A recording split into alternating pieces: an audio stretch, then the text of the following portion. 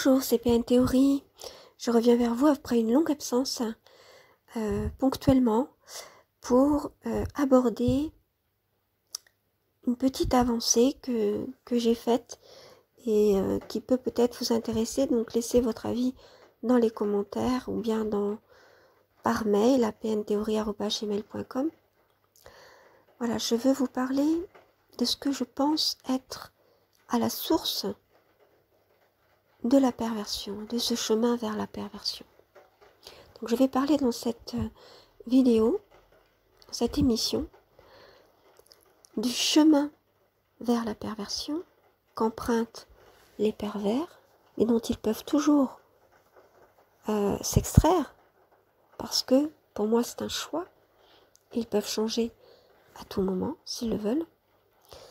Et puis le chemin vers l'altruisme, vers un autre rapport à l'autre qui est celui de l'altruisme, de l'empathie, de la compassion, de la solidarité, du partage. Voilà, le fait de voir l'autre de cette manière est très différent du rapport à l'autre du pervers. Donc je vais expliquer dans cette vidéo les deux rapports à l'autre parce qu'il s'agit pour moi de rapports différents. Et c'est ça la perversion. C'est un autre rapport à l'autre avec une vision du monde évidemment complètement différente. Mais cette vision du monde, elle est basée sur un rapport à l'autre, au monde et à soi, donc un rapport, voyez, aux choses, parce que la perversion en soi ne peut exister seule, elle existe que par rapport à un objet, par rapport à quelque chose d'autre ou quelqu'un d'autre. Et donc ce sont tous les rapports qui sont complètement détournés de leur fin, de leur sens. La perversion pour moi c'est ça, c'est-à-dire le rapport à soi, le rapport au monde et le rapport à l'autre. Le rapport à l'environnement, bien sûr, c'est ce que je veux dire dans le rapport au monde. Dans le rapport au monde, je veux dire le rapport à l'environnement, à la terre, etc. Et le rapport aussi au groupe entre eux, à tout ce qu'on peut voir dans le monde. C'est-à-dire le rapport aux choses, à la possessivité, le fait de posséder des choses, etc. Donc c'est un rapport qui est détourné de son sens. La perversion, c'est ça, hein. C'est une distorsion de l'esprit, du sens, des moyens pris pour des fins. Vous voyez, c'est une inversion aussi, une distorsion, une inversion. Et donc, pour moi, aux origines de la perversion, on peut trouver tout un tas de poisons, ce que j'appelle les poisons. Et un des premiers poisons, ce serait l'envie. Et la jalousie par la suite. Donc je vais parler dans cette vidéo aussi, je vais commencer par là, de l'envie et de la jalousie qui me semblent être aux sources de la perversion. Et je pense que c'est comme ça que je vais intituler cette vidéo, je n'ai pas encore décidé. Voilà, je vous laisse écouter.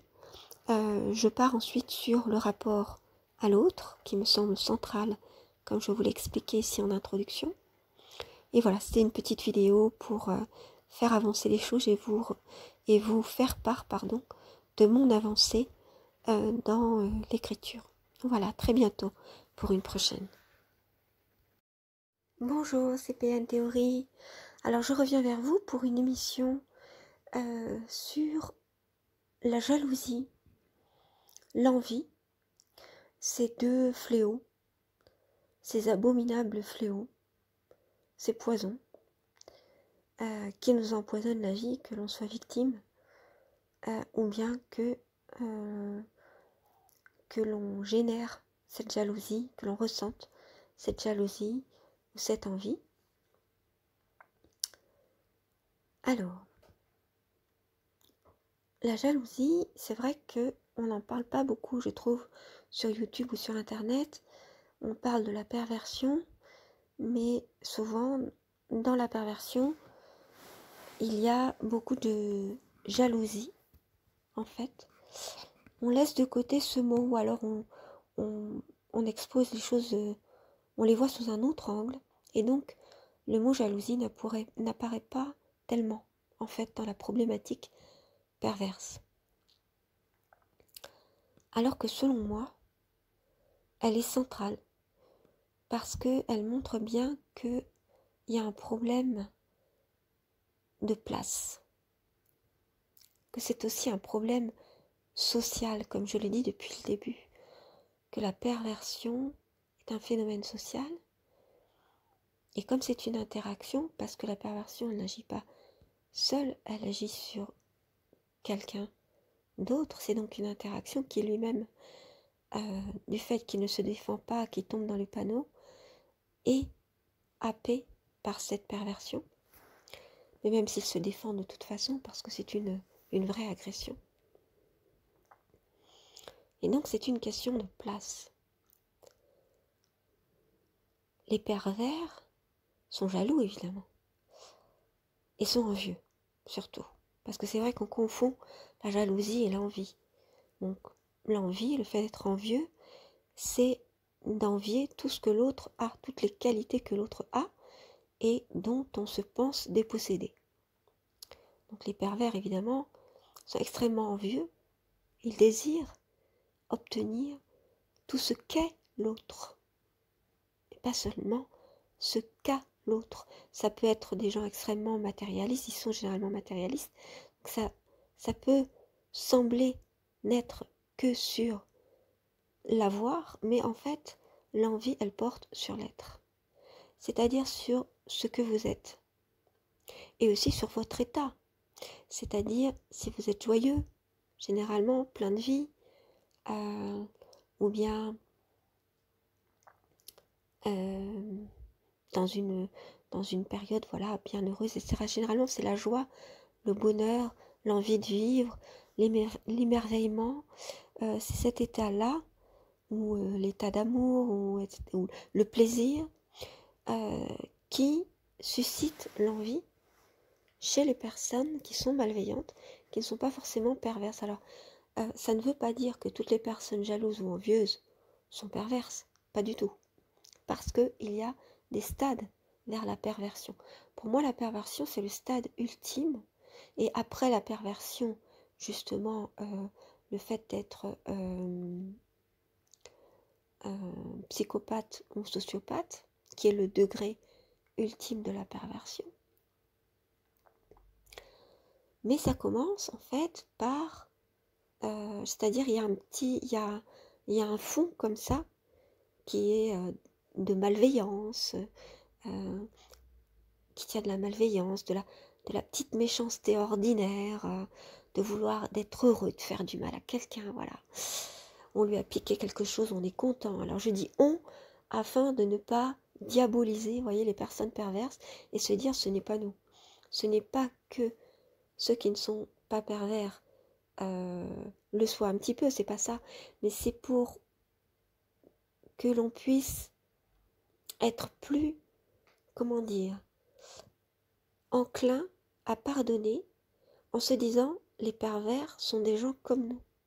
Parce que ce sont des êtres humains, simplement ils se sont fait avoir, ils sont pris dans la tentation et dans un cercle infernal dont ils ne veulent pas sortir évidemment, parce qu'ils le veulent bien, parce qu'ils pourraient très bien en sortir, en tout cas jusqu'à un certain stade. Après, lorsqu'ils sont au stade de la pathologie, psychopathie, etc., je ne pense pas qu'ils puissent en sortir. Ça, ce seront des psychiatres qui pourraient nous le dire. Mais ils sont pris dans un engrenage, c'est-à-dire dans des très basses fréquences au niveau de la conscience, quoi, un niveau de conscience très bas, mais ce sont quand même des êtres humains, voilà. Ce sont des êtres humains, même s'ils sont inspirés par des choses très diaboliques. Mais nous le sommes aussi, nous aussi, qui ne sommes pas pervers, par exemple, nous sommes aussi inspirés par des choses diaboliques parfois. Tout le monde a des pulsions, parfaitement humain. Simplement, quelqu'un qui n'est pas pervers, il pensera, mais agira très très peu, et au niveau de la fréquence, et en quantité moindre par rapport à un passage à l'acte sur une pulsion, par exemple.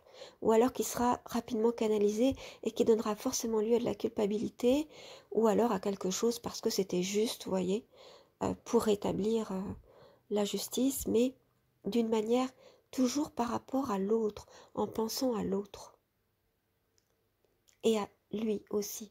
C'est-à-dire que il le fera dans une perspective, non pas pour soulager, uniquement pour soulager sa pulsion, mais il va être dans la perspective, c'est-à-dire qu'il va pouvoir se décentrer et comprendre ce que ça peut faire à l'autre.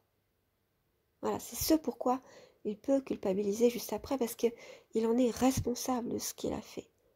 Vous voyez, généralement, les personnes non perverses, c'est ce qui les différencie des personnes perverses qui, elles, se sentent parfaitement légitimes d'avoir mal agi quand elles ne sont pas dans le déni.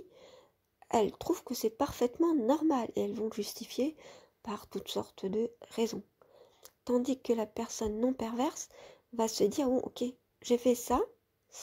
Donc les personnes non perverses peuvent être aussi dans le déni, mais lorsqu'elles ont dépassé le déni, elles vont dire, c'est vrai, j'ai eu tort de faire ça. J'aurais pas dû faire ça. Et je m'en veux ou je me sens coupable. Voilà. Ou alors, lorsque c'est allé trop loin, mais dans des cas vraiment très précis, dans des cas vraiment, voilà, où c'était du domaine de la justice, vous voyez, où il y avait des cas de conscience immenses. Mais il y a toujours cette réflexion par rapport à l'autre. Au lieu d'être dans le jugement par rapport à l'autre uniquement, il y a une réflexion, donc dans le mental, et il y a aussi une approche de l'autre, donc par rapport au cœur.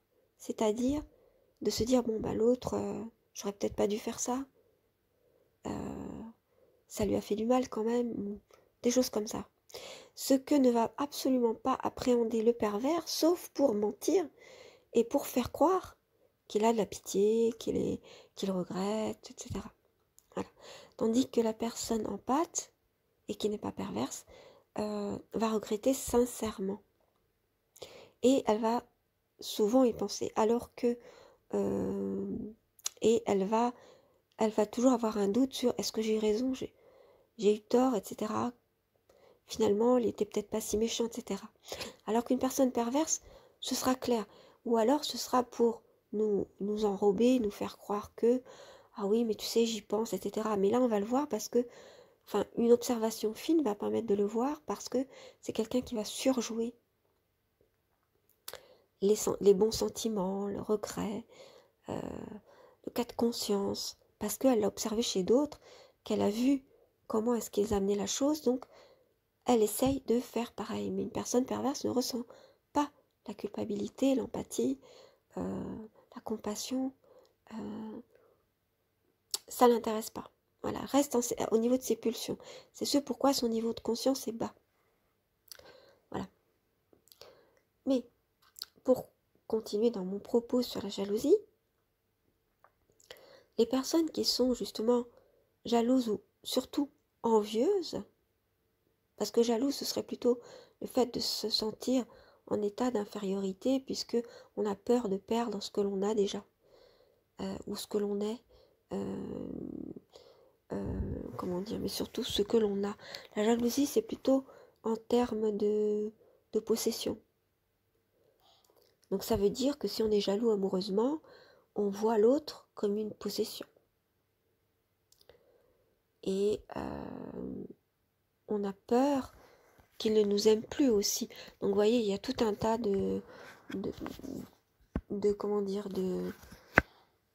d'états d'infériorité qui sont derrière en fait et de basse confiance en soi ou instable. Il y a des choses de ce type-là.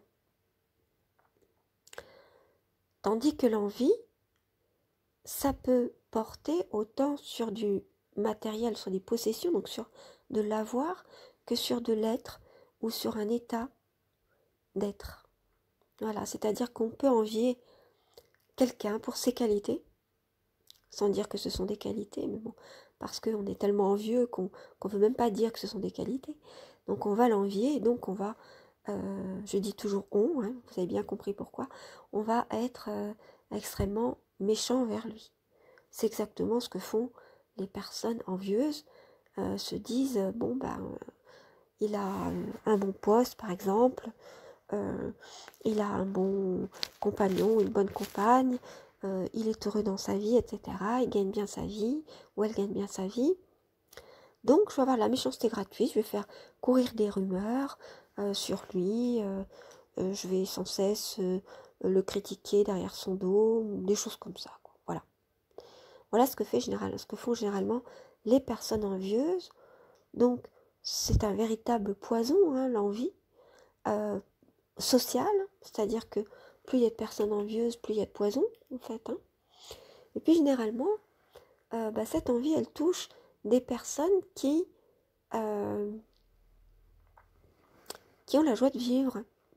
Parce qu'elles envient, les personnes qui sont envieuses, envient aussi un état de bien-être que ressentent les personnes, ou un état de plaisir, de contentement, etc.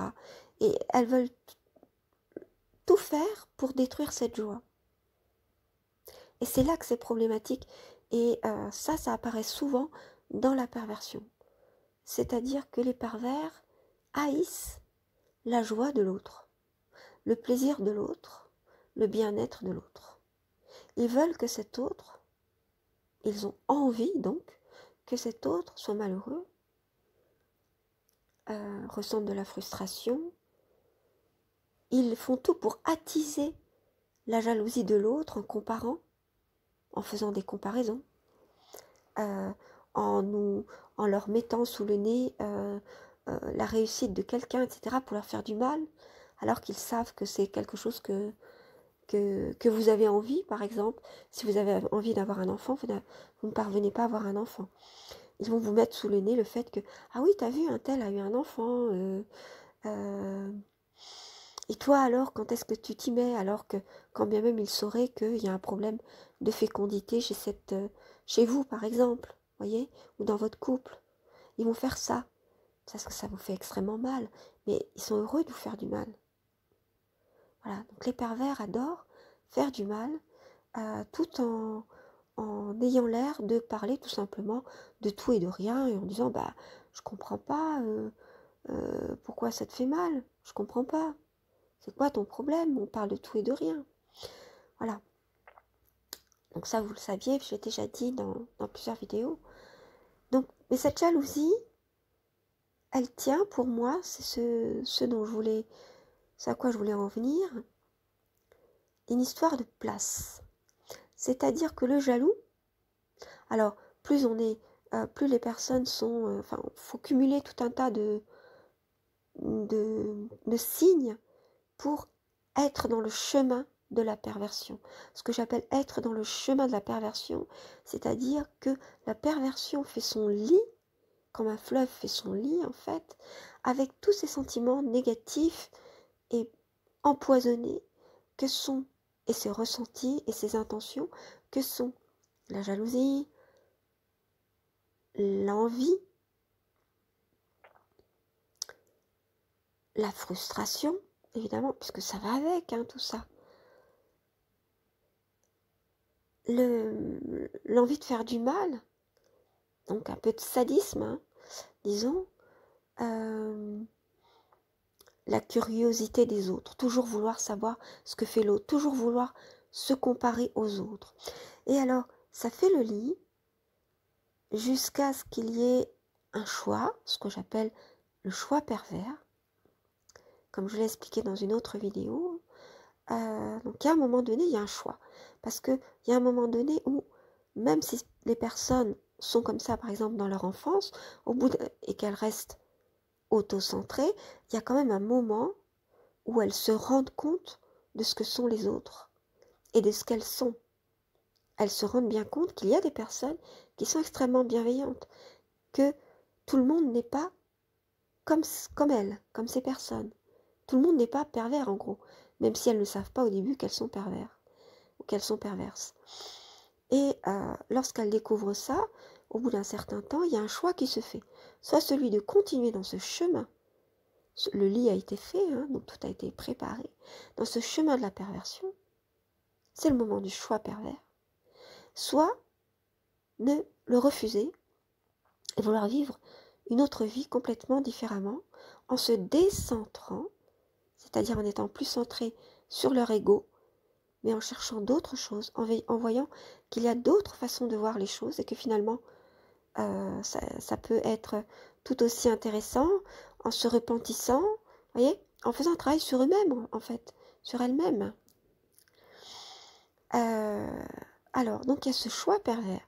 Mais si jamais elles continuent dans ce choix pervers, elles vont continuer à s'améliorer, etc.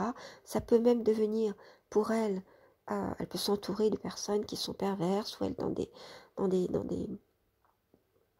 systèmes où justement il n'y a que des personnes comme ça, ou alors où ces valeurs-là, que sont celles de faire du mal à l'autre, vouloir absolument faire souffrir les autres, avoir un rapport à l'autre complètement dénaturé, déshumanisé, être tout le temps dans la comparaison, dans le marketing de soi-même, dans l'image, dans l'ego, voyez, ce genre de choses.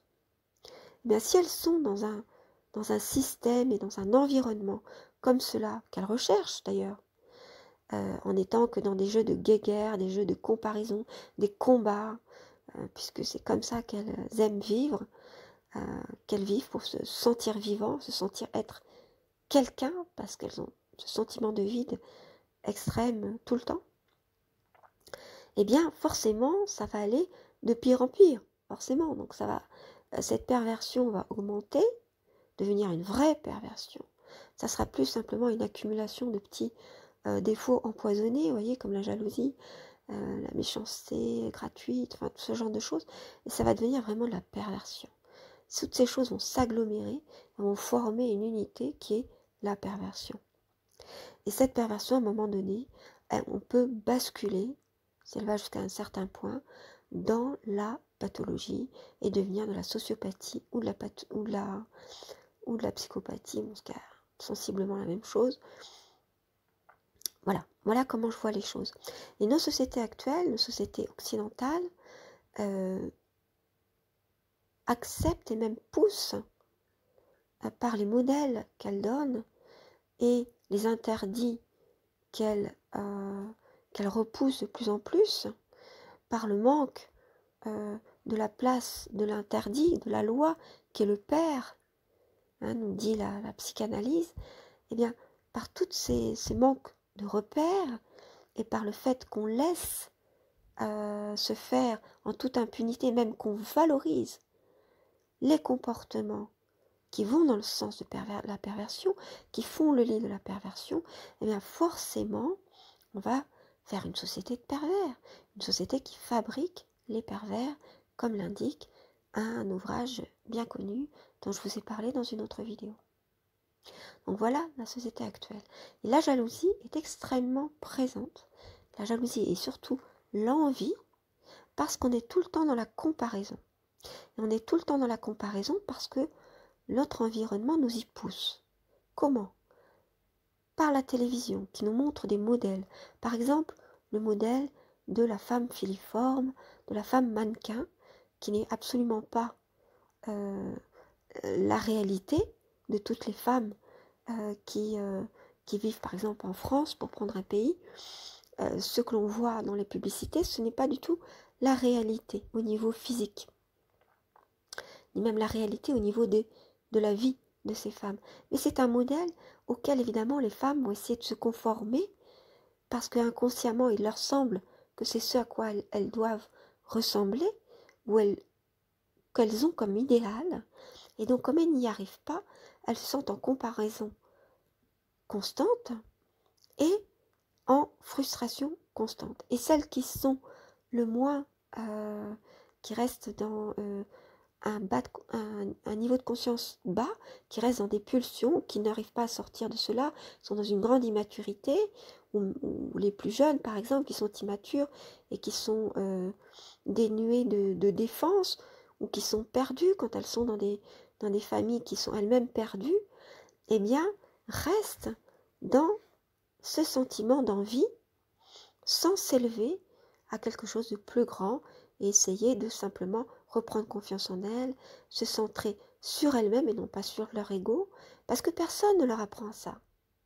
Au contraire, l'éducation, la publicité,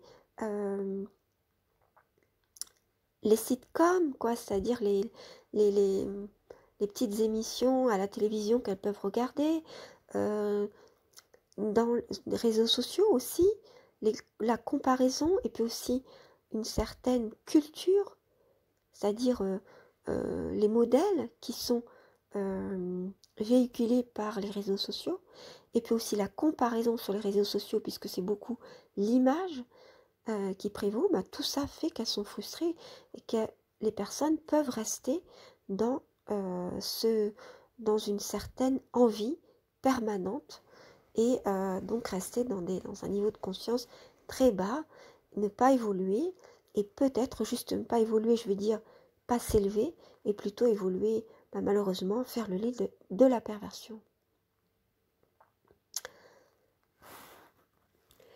Alors, qui sont les victimes de cette jalousie et de cette envie de ces personnes envieuses? Ce sont souvent des personnes qui sont dans l'empathie.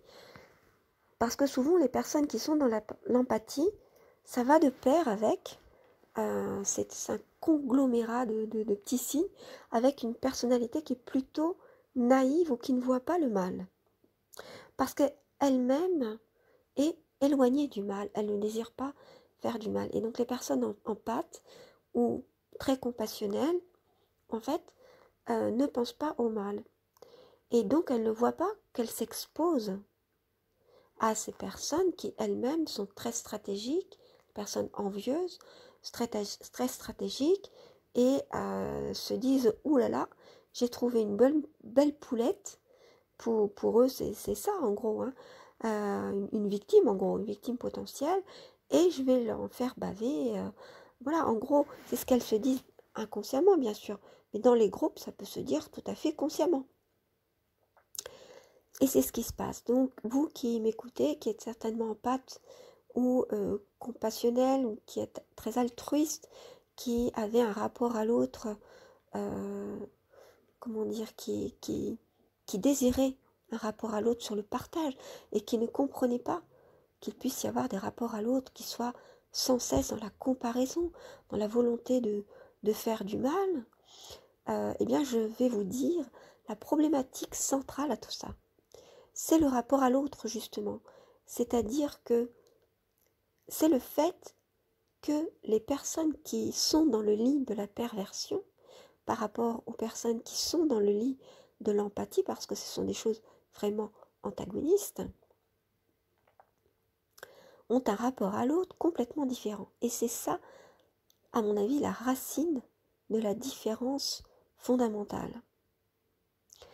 Alors, les personnes qui sont empathiques ou qui sont compassionnelles, altruistes, ont un rapport à l'autre égalitaire d'emblée. C'est-à-dire que pour elles, c'est tout à fait normal que, quelle que soit la hiérarchie, quels que soient les âges, etc., on est tous égaux. On est tous égaux, mais, comment dire, il y a des personnes qui sont plus vulnérables et donc on doit les aider. Voilà comment est-ce qu'elles pensent. Nous sommes tous égaux, mais on ne donne pas à chacun pareil parce que, par exemple, on va donner plus d'attention à quelqu'un qui en aura besoin du fait, par exemple, de son handicap ou du fait qu'il se sent plus fragile à tel moment, etc. Et elles vont être extrêmement sensibles et guetter les fragilités, les vulnérabilités, les sensibilités. Si quelqu'un, elles vont être plus sensibles à tout ça chez l'autre. Alors que la personne qui est dans le lit de la perversion, elle va le remarquer, mais pour s'en servir contre la personne. C'est-à-dire que tout ce qu'elle veut, son rapport à l'autre, il est plutôt conflictuel et elle voit le rapport à l'autre comme une bataille. Alors que la personne qui est dans le lit de l'altruisme, un rapport à l'autre, c'est-à-dire que pour elle, le but de tout rapport à l'autre, c'est l'amour. C'est s'aimer les uns les autres. L'amour agapé, l'amour élevé. Et on est là pour s'aider. Et ce qui est le mieux, c'est la solidarité entre les personnes, etc. Quand on ne s'entend pas, il faut qu'il y ait une paix, bien sûr, mais une paix juste. C'est-à-dire qu'il ne suffit pas qu'il n'y ait pas un mot plus haut que l'autre, et puis c'est tout, mais que les gens se retrouvent frustrés. Il faut qu'il y ait une paix, c'est-à-dire un calme, des relations pacifiées dans lesquelles on communique pour que chacun trouve sa place. Voilà. Que chacun trouve sa place parce qu'il y a la place pour tout le monde. Tandis que celui qui est dans le lit de la perversion se dit non, il n'y a pas de la place pour tout le monde. Il y a de la place que pour une personne. Et cette personne, c'est celui qui est le plus fort. Et c'est moi s'il n'y a personne d'autre. S'il y a quelqu'un de plus fort, je me soumets. Je me bats, je me soumets, et puis je me rebats quand je me relève, parce que la vie est une bataille constante, un combat constant. Et le but, c'est donc de combattre pour gagner. Voilà. Gagner pour avoir le pouvoir. C'est ça le but dans l'existence, le but des rapports avec les autres. C'est que c'est une histoire de place. Une histoire de place pour le pouvoir, c'est-à-dire qu'il voit les choses de manière pyramidale. Moi, ce que je veux, c'est être en haut. Voilà ce qu'il se dit. Celui qui est dans le lit de la perversion, et de plus en plus, et le pervers et le psychopathe encore plus. Alors que celui qui est dans le lit de l'empathie a un rapport à l'autre, comme je vous l'ai dit, pacifié, donc il n'est pas dans l'agression, pas du tout. Il va être dans l'aide, dans la compassion.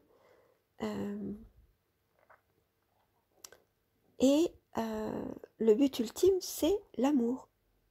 C'est-à-dire construire des choses par l'amour, la bienveillance, le fait que chacun trouve sa place, que chacun soit utile dans la société.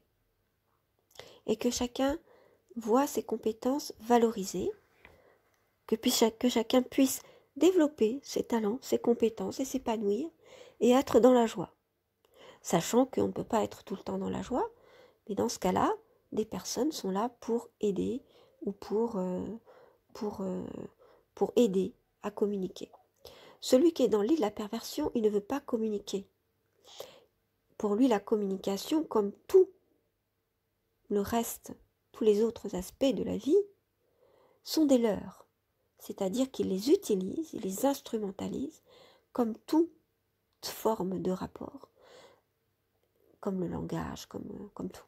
Il instrumentalise tout pour aller dans le sens de la recherche du pouvoir, d'aller dans le sens de sa volonté de pouvoir. Donc voilà la grande différence entre celui qui est dans le lit celui qui est dans le chemin de la perversion et celui qui est dans le chemin de l'amour en gros. Alors le chemin de l'amour, c'est aussi le chemin de la liberté, de la responsabilité. Parce que on est responsable par rapport à l'autre. Et si on est libre, c'est parce qu'on est libre ensemble. Il y a des limites à la liberté, des limites à la responsabilité, parce qu'il y a des limites entre l'autre et moi. Et celui qui est dans l'île de la perversion, ou le chemin de la perversion, il ne voit pas de limite entre lui et les autres, parce qu'il ne voit qu'un magma où il ne se différencie pas bien. Et c'est pourquoi il n'est que dans l'ego.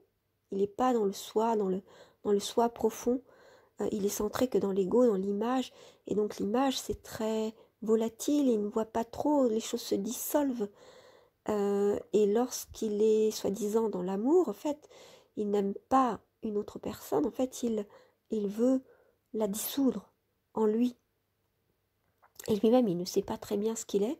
Donc tout ça est très confus, en fait.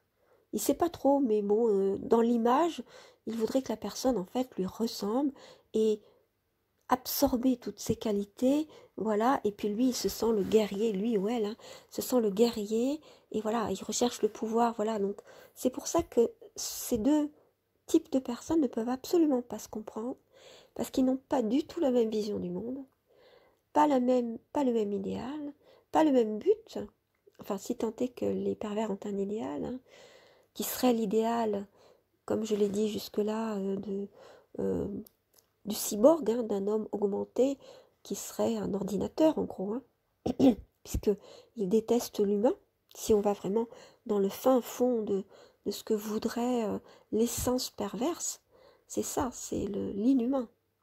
Donc quelque chose qui n'est pas humain, ou pousser les gens à se pervertir. Donc en fait son but est, oui, de rendre les gens inhumains, ou d'aller dans l'inhumanité sans savoir lui-même qui il est, tout ça, mais il s'en moque, il n'a pas envie de savoir, c'est du vide, il a peur, il est dans la peur en fait. Alors que celui qui est plutôt en pâte, il peut avoir des peurs, etc., bien sûr, mais au fond de lui, ce qu'il désire, c'est la confiance, c'est l'ordre et la justice, que chacun ait sa place. L'harmonie, je dirais, plus que l'ordre. Une harmonie, c'est-à-dire qu'il y ait des liens harmonieux entre les choses, les gens, le monde, entre les groupes. Voilà. Parce que l'ordre, ça pourrait être un ordre, mais un ordre injuste. Or, ce que désirent les empathes, ceux qui sont dans le chemin de l'empathie, de l'altruisme, c'est l'harmonie. L'amour, mais l'harmonie, c'est l'amour aussi. Hein. C'est-à-dire que quand tout est harmonieux, on est dans l'amour, on est dans la paix. Mais dans la paix avec la justice. Et la paix avec la justice, c'est l'harmonie et c'est l'amour. Alors que ceux qui sont dans le chemin de la perversion désirent le désordre, désirent la confusion. Ils sont contents, ils se frottent les mains quand les gens se disputent, quand ils arrivent à semer la zizanie. Alors ils peuvent, ça peut avoir l'air de gamins comme ça, qui ont envie de rigoler, qui rigolent bien là-dessus, mais en fait ils aiment ça vraiment, voilà, même quand ils le cachent. C'est-à-dire ils peuvent le montrer à certains moments et le cacher à d'autres fois. C'est vraiment leur plaisir, c'est leur jouissance. Voilà. Et ce qu'ils veulent, c'est le désordre, la confusion, la zizanie. Ils ne veulent pas la paix du tout, ils veulent la guerre. La guerre pour qu'il n'en reste plus qu'un, des batailles, mais des batailles constantes, éternelles, voilà, tout le temps. Et ils veulent être le premier, ou bien ils se soumettent, comme je vous l'ai dit, dans des rapports, lorsqu'il y a un autre pervers qui est dans les parages, ou qui est peut-être plus pervers qu'eux, ils vont se soumettre, mais en fait, une fois qu'ils se sont soumis, ils vont retenter la bataille pour essayer quand même de retourner l'autre, voyez. Donc en fait, c'est jamais terminé. Voilà, j'espère que vous avez bien compris ce que je voulais dire, je ne vais pas être trop longue, mais effectivement, cette envie est à la source, une des, à mon avis, une des sources principales du lit de la perversion. C'est l'envie, c'est vouloir ce que l'autre a et ne pas vouloir que l'autre ait une place. On voudrait que l'autre soit écrasé quand on est pervers. Voilà. On voudrait d'ailleurs l'écraser de nos pieds. On voudrait qu'il n'existe pas. On voudrait pouvoir s'enorgueillir de l'avoir fait disparaître. Alors ça peut aller matériellement jusqu'au passage à l'acte, avec les psychopathes qui sont des gens qui désirent tuer l'autre dans la réalité physique, voyez. Sinon, ils essaient de le tuer symboliquement, c'est-à-dire de ruiner son image, sa notoriété, de nuire à son image, de faire passer des fausses rumeurs, de ruiner sa confiance en lui, etc. Pour qu'il ne soit plus rien parce que lui-même se sent rien. Donc il veut que tout le monde soit aussi mal que lui. Voilà. Donc c'est un peu le pervers qui se dit quel bonheur que le monde aille mal. Voilà, c'est super que tout aille mal, quoi, en fait, parce que je ne pourrais pas supporter, en fait, de voir la joie, le bonheur et tout ça, alors que moi, je suis mal au fond de moi. Même s'il fait croire et s'il donne toutes les signes extérieurs du bonheur ou de la réussite. Mais en fait, au fond de lui, il est mal parce que il sait pas où il va, est complètement perdu dans ses basses fréquences, quoi, dans ses niveaux de conscience extrêmement bas. Il est vraiment en proie à la matérialité, il s'élève pas, il n'a pas de sentiments élevés, ou quand il en a, il reste au ras des pâquerettes. Voilà, tout simplement par pure volonté. Parce que, comme je vous l'ai dit, je reste persuadée qu'ils peuvent changer, sauf au moment où ils basculent dans la pathologie, où là, effectivement, lorsque c'est du domaine de la pathologie, on ne peut plus revenir en arrière, à mon avis. Il n'y a plus de retour possible. Voilà, donc voilà ce que je voulais dire sur la jalousie et l'envie, qui sont des choses extrêmement importantes, dont je reparlerai peut-être en détail, mais qui me semblent les plaques tournantes, l'origine certainement de la perversion.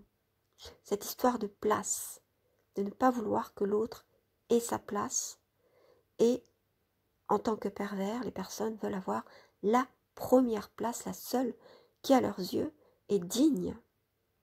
Ils ne veulent pas que les autres soient à cette place, bien sûr. Voilà.